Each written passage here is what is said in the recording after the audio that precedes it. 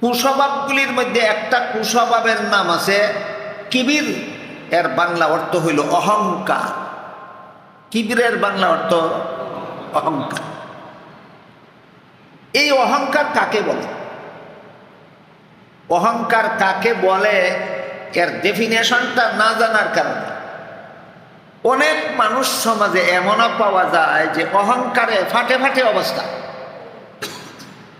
কিন্তু বলে আমার মনে বিন্দু মাত্র অহংকার নাই। আসলে অহংকারে হের ফাটে ফাটে বা কয় কি আমার মনে বিন্দু মাত্র অহংকার নেই। কেন? তার অহংকারের ডেফিনেশন জানে না। কি জানে না? ডেফিনেশন জানে না। ডায়াবেটিস রোগী যখন জীবনের প্রথমবারে ডাক্তারের কাছে গিয়া ধরা পড়ে, ডায়াবেটিস রোগী জীবনের প্রথমবারে যখন ডাক্তারের কাছে ধরা পড়ে, ডায়াবেটিসের পরিমাণ কারো 20 হয়, কারো 25 হয়, গিয়া ধরা পড়ে ডাক্তার কাছে। কিন্তু ধরা পড়ার আগ পর্যন্ত সে কল্পনাও করতে পারে না যে ডায়াবেটিসে তার শরীরটা ধ্বংসের পথে চলে গেছে। বলেন, ডায়াবেটিস রোগী নিজে নিজেই ধরতে পারে না ডাক্তারের কাছে ধরা পড়ে? ডাক্তারের কাছে ধরা না পড়ার আগ পর্যন্ত রোগী মনে করে আমার কোনো ডায়াবেটিস নেই। ঠিক তেমনি ভাবে অহংকারে ফেট ভরা, অহংকারে ফাটে ফাটে অবস্থা, কিন্তু রুহানি কোনো ডাক্তারের কাছে গেছে না, ধরা পড়ছে না, এই জন্য বলে আমার কোনো অহংকার নেই। এরকম অহংকারের কিছু উদাহরণ, চমৎকার কিছু উদাহরণ কিতাবাদিতে লেখা আছে। একটা উদাহরণ হইল, এক লোকে বলে আমি ধনী মানুষ না, আমি একজন গরিব মানুষ।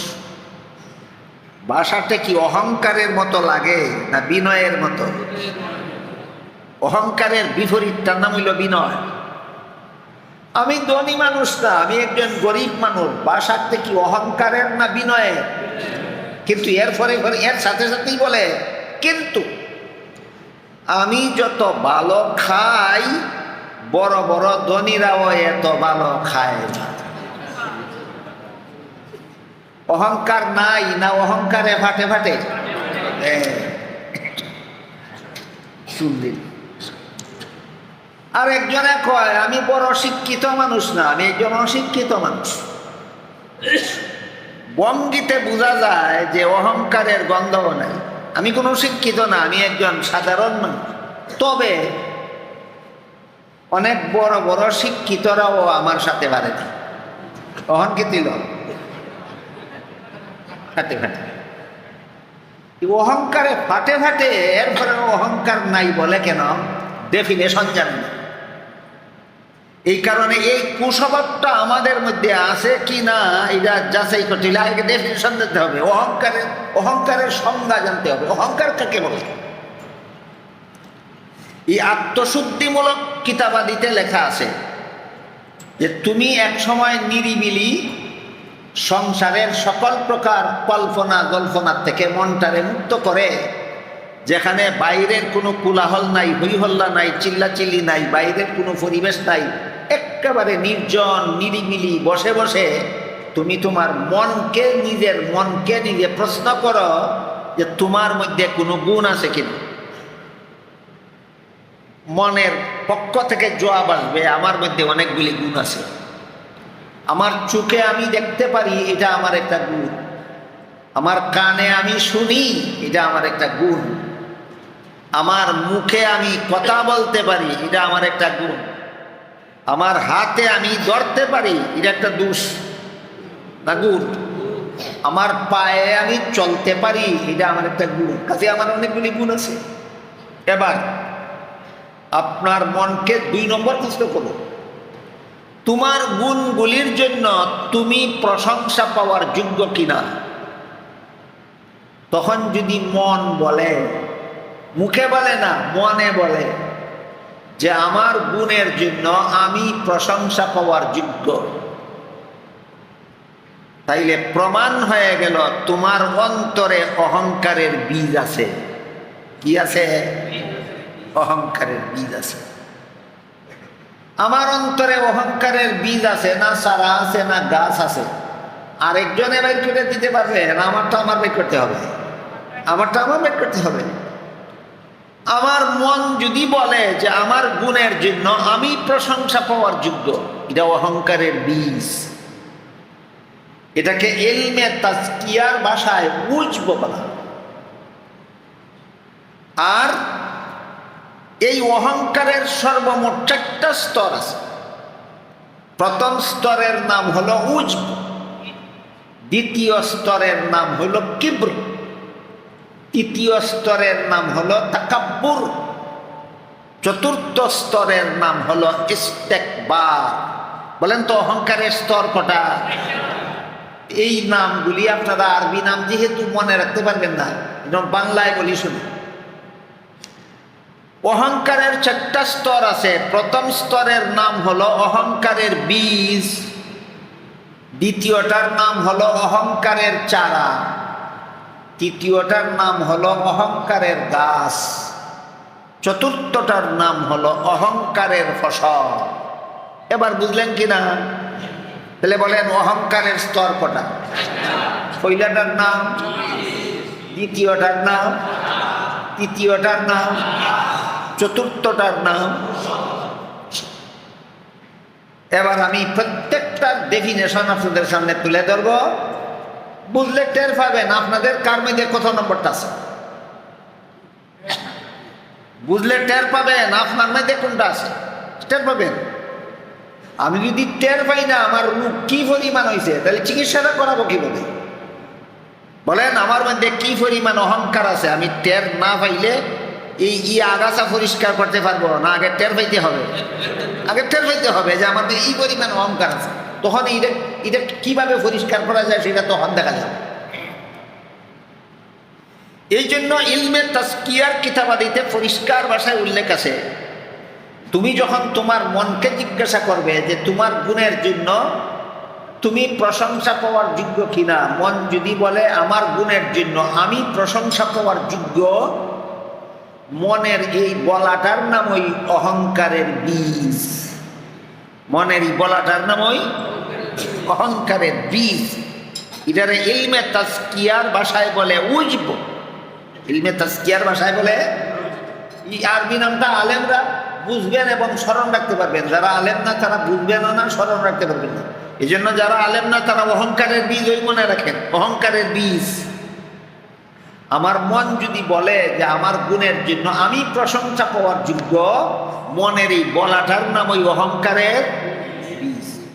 আর আলেমরা কোন নামটা মনে রাখবেন? উজব। এখানে শয়তান মানুষকে কিভাবে ধোঁকা দেয়। পাকিস্তানের আল্লামা তকি উসমানী দামাত বারাকাতুহুম তাওয়াজু কি হাকিকত নামক কিতাবে লিখেছেন, এখানে শয়তান মানুষকে এইভাবে ধোঁকা দেয়, বলে গুণ যার প্রশংসা তার।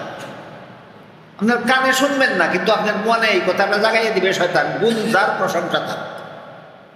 এটা তো অত্যন্ত যুক্তিসম্মত একটা কথা, গুণ যার প্রশংসা তার। আপনি যখন আপনার মনকে প্রশ্ন করবেন তোমার গুণের জন্য তুমি প্রশংসা পাওয়ার যোগ্য কিনা, সাথে সাথে শয়তান আপনার মনে এই কথাটা জাগাইয়ে দিবে গুণ যার প্রশংসা তার। তাহলে গুণ যার প্রশংসা যদি তার হয়, তাহলে গুণ যেহেতু আমার, তাহলে প্রশংসাগুলিও হবে আমার। ওই শয়তানের ঢুকায় পড়ে গেল, শয়তানের ঢুকায় পড়ে গেল। অহংকারের বীজ, এটাকেই রসুল হাদিসের ভাষায় সরিষার বিন্দু পরিমাণ অহংকার বলেছে। হাদিস শরীফে আল্লাহ রসুল বলেছেন, যার অন্তরে সরিষার বিন্দু পরিমাণ অহংকার থাকবে তাকেও জাহান্নামের শাস্তি ভোগ করতে হবে। যার অন্তরে সরিষার বিন্দু পরিমাণ অহংকার থাকবে তাকেও জাহান্নামের শাস্তি ভোগ করতে হবে। সরিষার বিন্দু পরিমাণ অহংকার কোনটা? আমার মনে কয় আমার গুণের জন্য আমি প্রশংসা পাওয়ার যোগ্য, এটা সরিষার বিন্দু পরিমাণ অহংকার, যার নাম অহংকারের বীজ। আল্লামা তকি উসমানী তাওয়াজু কি হাকিকত নামক কিতাবে লিখেছেন, শয়তানে যে দুঃখটা দিল গুণ যার প্রশংসা তার, এই যুক্তি দিয়া শয়তানের যুক্তি তোমার খণ্ডাতে হবে। শয়তানে একটা যুক্তি তোমার মনে জাগাইয়া দিছে, তোমার মন থেকে যুক্তির প্রতিবাদ করতে হবে। তোমার মন থেকে যুক্তির কি করতে হবে বলেন? প্রতিবাদ করব মুখের দ্বারা না প্রতিবাদ করব অন্তরের দ্বারা? তাহলে এই কাজগুলি মুখের কাজ নয়, শরীরের অঙ্গ প্রত্যঙ্গের কাজ নয়, এগুলি অন্তরের কাজ। শয়তানের যুক্তির প্রতিবাদ করব আমি অন্তরের দ্বারা। এবার প্রতিবাদটা বুঝেন। আপনি তখন আপনার মনকে বলবেন, তুই বল তোর চোখের দেখার গুণ তোর নিজের উপার্জন না আল্লাহর দান? কানে শোনার গুণ আমার নিজের উপার্জন না আল্লাহর দান? কথা বলার গুণ আমার নিজের উপার্জন না আল্লাহর দান? এলেম কালামের গুণ আমার নিজের উপার্জন না আল্লাহর দান? বিদ্যা বুদ্ধির গুণ আমার নিজের উপার্জন না আল্লাহর দান? তাহলে আল্লাহ হইলেন দাতা, আমি হইলাম গ্রহিতা। আমার গুণগুলির দাতা হইলেন আল্লাহ, আর আমি হলাম গ্রহিতা। এইবার শয়তানের গলায় সারাশি দিয়া ধরুন, দৈরা শয়তানকে বলুন, তুই বল গ্রহিতার প্রশংসা হয় না দাতার প্রশংসা হয়? এই যে শয়তানের যুক্তির জবাব আপনার অন্তর থেকে বের করতে হবে। শয়তানের যুক্তি দিছিল গুণদার প্রশংসা তার, এই যুক্তির জবাবটা আপনি মুখে দিলে হবে না, অন্তর থেকে জবাব বের করতে হবে। এইসব গুণ আমার উপার্জন নয়, এগুলি আল্লাহর দান। আল্লাহ হইলেন দাতা, আমি হইলাম গ্রহিতা। গ্রহিতা কোনোদিন প্রশংসার যোগ্য হয় না, প্রশংসার যোগ্য হয় দাতা। সুতরাং আমার কোনো গুণের জন্য আমি প্রশংসার যোগ্য নই, আমার সকল গুণের জন্য একমাত্র আল্লাহ হলেন প্রশংসার যোগ্য।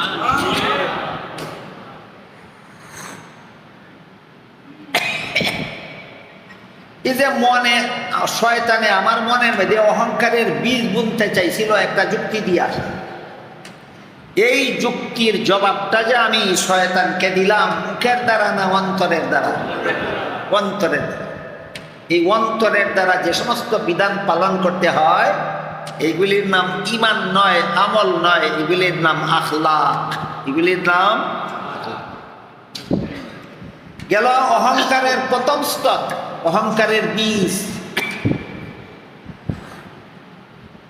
অহংকারের দ্বিতীয় স্তর হইল অহংকারের চারা। এবার অহংকারের চারা কাকে বলে বুঝি? আমার মন বলছিল আমার গুণের জন্য আমি প্রশংসা পাব, এখন আর মন নয়, এখন নিজের মুখেই কয় আমার মতো জ্ঞানী, আমার মতো গুণী, আমার মতো শিক্ষিত, আমার মতো বুদ্ধিমান, আমার মতো শক্তিশালী, আমার মতো ধনী অমুক হতে পারবে না। মনে কইল না মুখে কইল? মনের কথাটা যখন মুখের ভাষায় প্রকাশ হয় তখন এটার নাম অহংকারের চারা। অহংকারের অহংকারের বীজ থাকে অন্তরে, আর অহংকারের চারা গজায় মুখে। অহংকারের বীজ কই থাকে? চারা গজায় কোথায়? মুখে।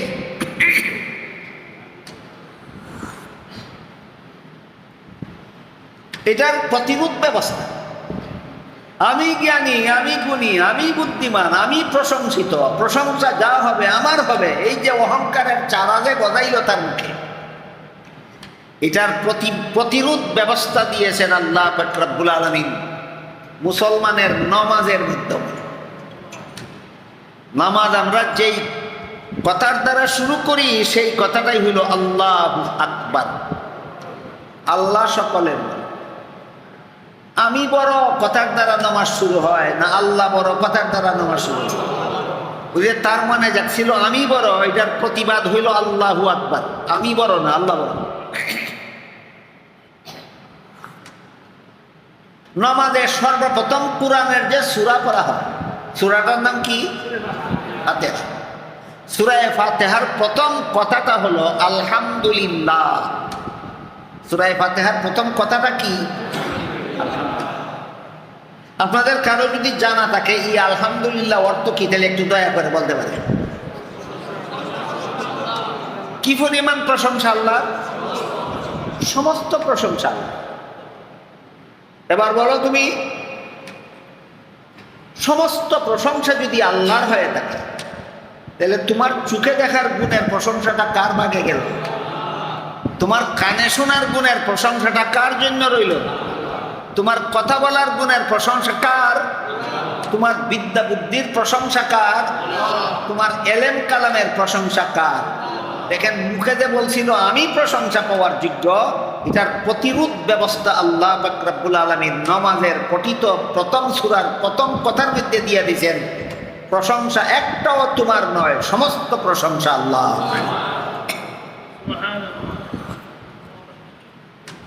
গেল অহংকারের চারার পরিচয়। এরপরে অহংকারের গাছ। নিজের গুণকে যখন মুখে উচ্চারণ করবে তখন এটা হইল অহংকারের চারা, আর নিজের গুণকে যখন অন্যদের সাথে তুলনা করে, অমুকের এত বিদ্যা বুদ্ধি নাই আমার যত, তমুকের এত যোগ্যতা নাই আমার যত যোগ্যতা আছে, শুধু মুখে উচ্চারণ করলো না আরেকজনের সাথে তুলনা করলো, এই তুলনাটা হইল অহংকারের গাছ। তুলনাটা হইল অহংকারের গাছ। আর সমাজে নিজেকে বড় এবং অমুককে তমুককে নিজের চেয়ে ছোট প্রমাণ করার জন্য তার সাথে যত অন্যায়, অবিচার, জুলুম, অত্যাচার করে, এই সবগুলি হইল অহংকারের গাছের ফসল। সবগুলি হইল অহংকারের গাছের ফসল। এবার বলেন, আমাদের সমাজের কোন মুসলমান কোন দুর্বলের সাথে দুর্ব্যবহার করে কি?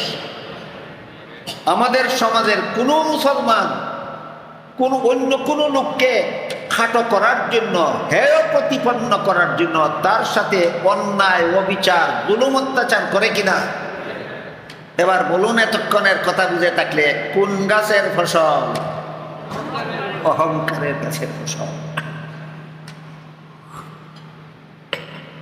এই সবগুলির চিকিৎসা হইল আল্লাহু আকবার, সবগুলির চিকিৎসা হইল আলহামদুলিল্লাহ, সবগুলির চিকিৎসা। এই জন্য আল্লাহওয়ালাদের কাছে তারা নিজের আত্মা পবিত্র করার জন্য মুরিদ হয়। এই সমস্ত আল্লাহওয়ালা বুজুর্গরা মুরিদকে আল্লাহু আকবার, আল্লাহু আকবার, আল্লাহু আকবার তসবিহ পড়ার ওজিফা দিয়া থাকেন, সুবহান আল্লাহ, সুবহান আল্লাহ, সুবহান আল্লাহ তসবিহ দিয়া থাকেন, আল্লাহ আলহামদুলিল্লাহ, আলহামদুলিল্লাহ, আলহামদুলিল্লাহ পড়ার তসবিহ দিয়া থাকেন। এগুলি হলো মেডিসিনের ডোজ। এগুলি হলো মেডিসিনের ডোজ।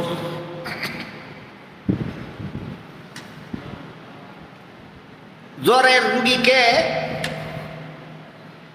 একটা সিরাপ দিল ডাক্তার, নির্ধারিত পরিমাণ উল্লেখ করে দেয়, 1 চামচ সকালে, 1 চামচ দুপুরে, 1 চামচ রাত্রে খাবে।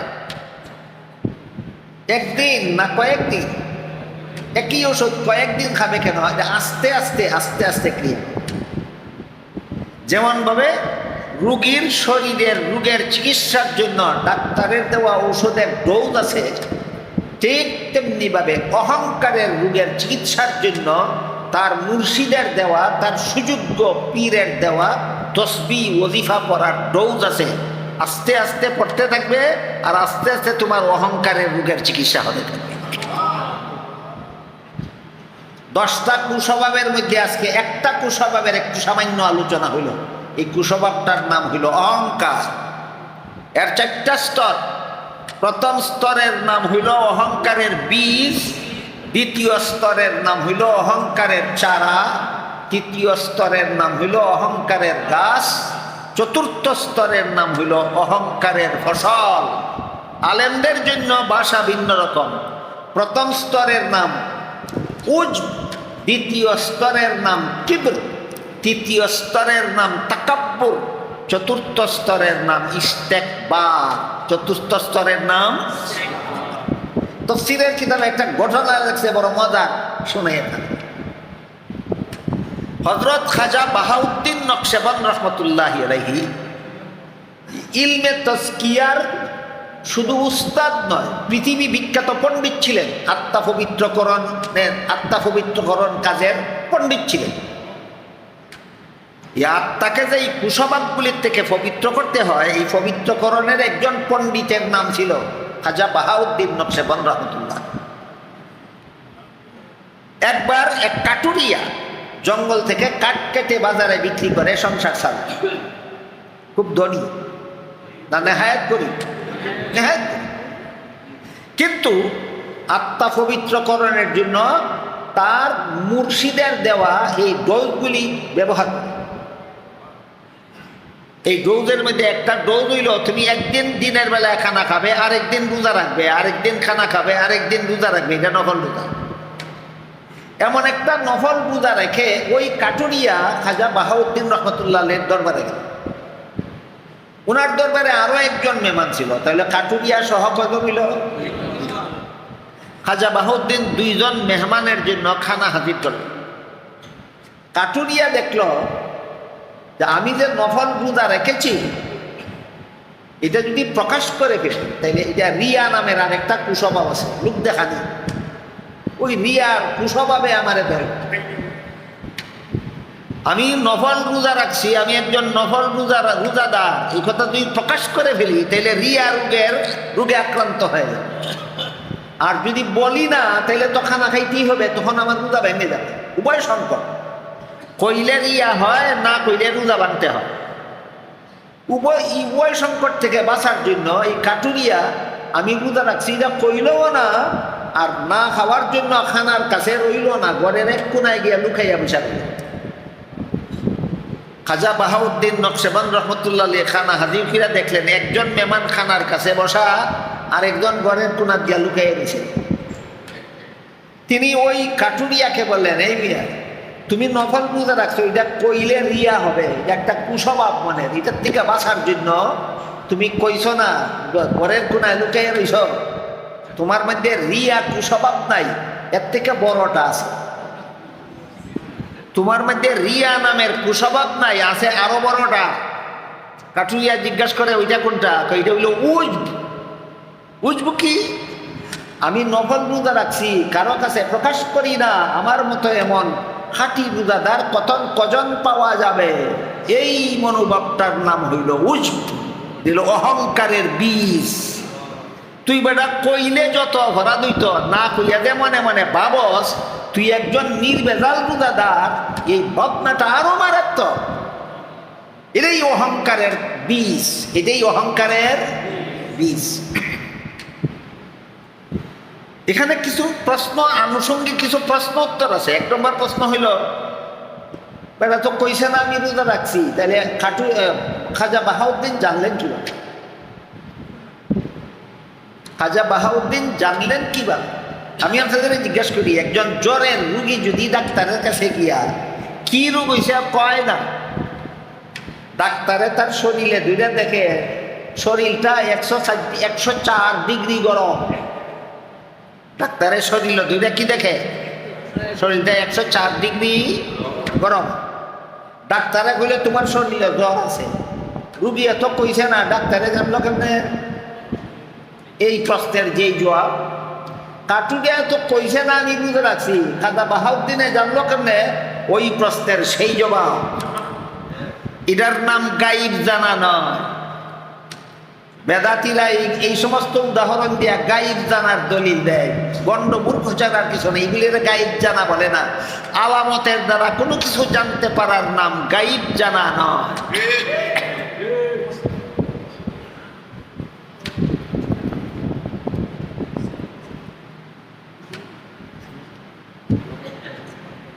এই ধরনের এই অহংকারের যে 4টা স্তর আছে, এই 4টাই মিলাইয়া হলো 10টা কুস্বভাবের একটা নাম অহংকার। এবার বুঝা থাকতে বলুন তো, শুধুমাত্র অহংকারের রোগের, অহংকারের আগাছার কারণেই যদি সমাজে এত জুলুম অত্যাচার দুর্বলদের প্রতি চলতে পারে, তাহলে 10 প্রকারের আগাছা যার অন্তরটারে জঙ্গল বানিয়ে রাখছে, তার দ্বারা দুনিয়াটা কি পরিমাণ অশান্তিতে ভরপুর।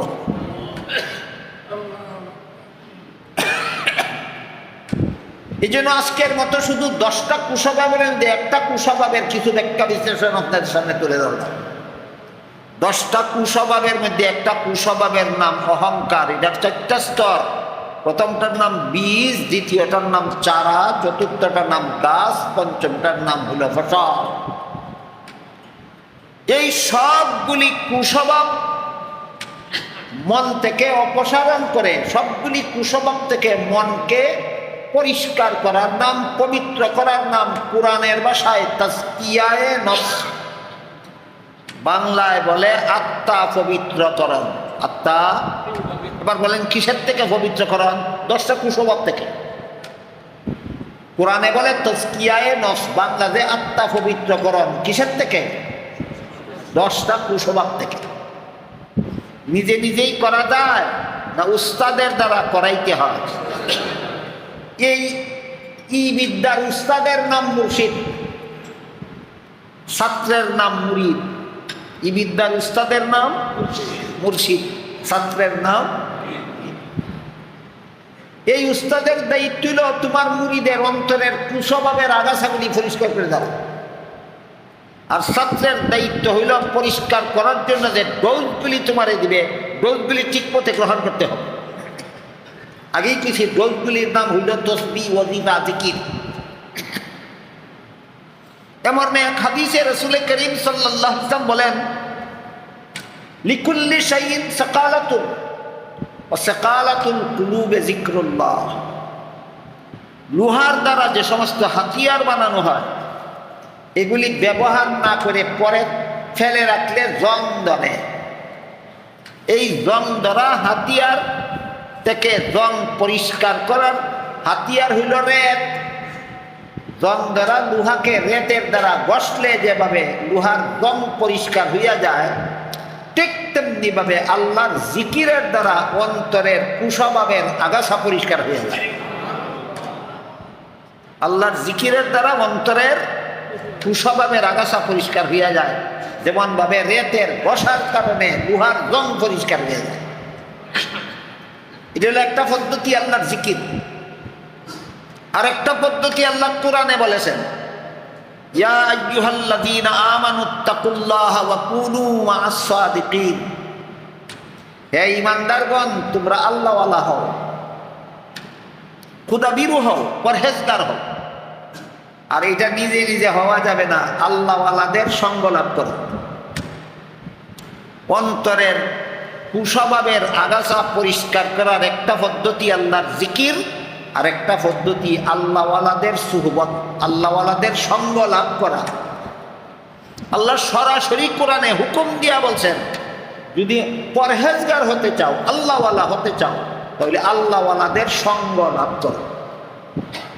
আল্লাহওয়ালাদের সুহবতের দ্বারা মনের কুস্বভাব দূর হয় এবং সুস্বভাব মনের মধ্যে জন্ম হয়। এই সুহবতের মধ্যে কি আছে? আমি একজন আল্লাহওয়ালার কাছে গেলাম, চুপচাপ তার কাছে বসে রইলাম, এর দ্বারাই আমার অন্তরের আগাছা পরিষ্কার হতে থাকবে। ব্যাপারটা কি? এটা আজকাল অনেকে বুঝে না। এটা আপনাদের সহজে বোঝার জন্য আমি একটা উদাহরণ দিয়েছি না। এই যে বাতিগুলি আমাদের মাথার উপর জ্বলতেছে, বাতির নিচে আপনারা যারা বসেছেন, আপনাদের শরীরটা বাতির আলোতে আলোকিত কিনা? এখান থেকে দূরে সরে গেলে কি আলোকিত থাকবে না অন্ধকার হয়ে যাবে? যেমন ভাবে বাতির নিচে বসলেই বাতির আলোতে শরীরটা আলোকিত হয়ে যায়, আর সরে গেলেই অন্ধকার হয়ে যায়, ঠিক তেমনি ভাবে আল্লাহওয়ালাদের অন্তরটা আল্লাহর মারিফতের আলোতে আলোকিত। এদের অন্তরে বাতি জ্বলে। এদের সুহবতে গিয়া যারা বসে, আল্লাহওয়ালাদের অন্তরের রুহানি বাতির আলোতে এই গুনাহগার মুরিদের অন্তর আলোকিত হতে থাকে। ইলেকট্রনিক্স বাতির আলোর দ্বারা যেমন ভাবে আমাদের শরীর আলোকিত হয়, ঠিক তেমনি ভাবে আল্লাহওয়ালাদের সুহবতের দ্বারা আমাদের অন্ধকার অন্তর আলোকিত হয়। এই জন্য মনের 10টা কুস্বভাব পরিষ্কার করার একটা পদ্ধতি আল্লাহর জিকির, যা হাদিস শরীফে আল্লাহর রাসূল বলেছেন। আর একটা পদ্ধতি হলো আল্লাহওয়ালাদের সঙ্গ লাভ করা, যা আল্লাহ পাক রব্বুল আলামিন কোরআনে বলেছেন। আজকের মতো 10টা কুস্বভাবের মধ্যে মাত্র একটা কুস্বভাবের সামান্য একটু আলোচনা হলো। আরেকটা কুস্বভাব সম্পর্কে কিছু আলোচনা হওয়া আমি দরকার মনে করি, সেটা হইল গজব। যখন তালিকা বলেছি তখন আপনারা শুনেছেন 10টা কুস্বভাবের মধ্যে আরেকটা কুস্বভাবের নাম আছে গজব। এই গজব শব্দের বাংলা অর্থ হইল রাগ। কেউ কারো উপর ক্ষিপ্ত হইলে বলে তোর উপরে আল্লাহর গজব করুক, এর অর্থ হইল আল্লাহ তোর উপরে রাগান্বিত হোক। আল্লাহ রাগান্বিত হইলে তোর শাস্তি আর অন্যরা করতে হবে না, আল্লাহই করবে। তোর উপরে আল্লাহর গজব পুরুকের মানি হইল তোর উপরে আল্লাহ রাগান্বিত হোক, আর আল্লাহ যার উপর রাগান্বিত হবে তার শাস্তির ব্যবস্থা অন্যরা করতে হবে না, আল্লাহই শাস্তি দেবেন। এই অর্থে বলা হয় তোর উপরে আল্লাহর গজব। এই গজব শব্দের শাব্দিক অর্থ হইল রাগ। রাগের 3টা স্তর আছে।